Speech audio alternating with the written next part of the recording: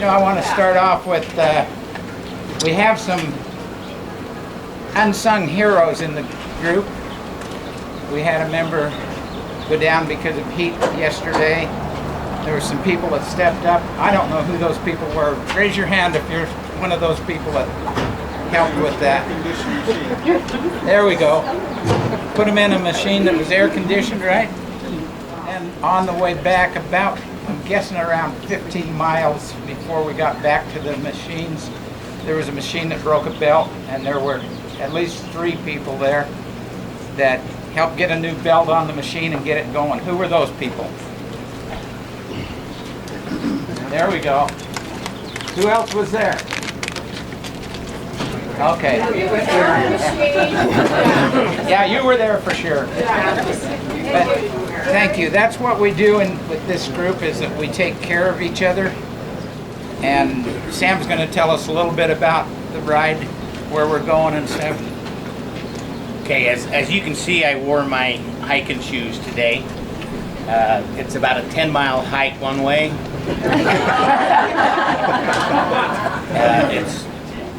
As far as my shoes, when I was in kindergarten, we had a teacher named Liz. She became a county commissioner here. She was my teacher in kindergarten, and in kindergarten, you take your shoes off and you have a nap at 11 o'clock on a little blanket.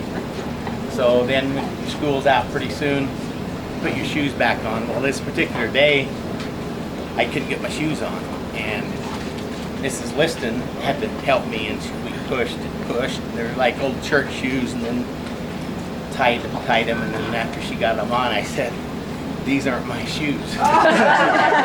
So she undone them, yanked them, got them off, and I said, "They're my brother's shoes, but my mom made me wear them."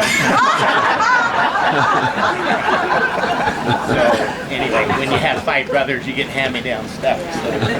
So. Okay, we're gonna go down a little parade here on Main Street, then we're gonna turn right and go out through some farming communities toward the Cedar Washes. So we're gonna be on pavement for 5-6 miles, I guess, and then we'll get into a sandy road. Again, spread out, it'll be a little dusty, and we'll take the Cedar Wash Road and we'll come into the Hole in the Rock Road about 10 miles down the desert. So we're going to ride a little stretch of that road that we rode yesterday down to Devil's Garden, the restroom there, and then we'll spend some time at Devil's Garden. We locals call it Devil's Rock Garden.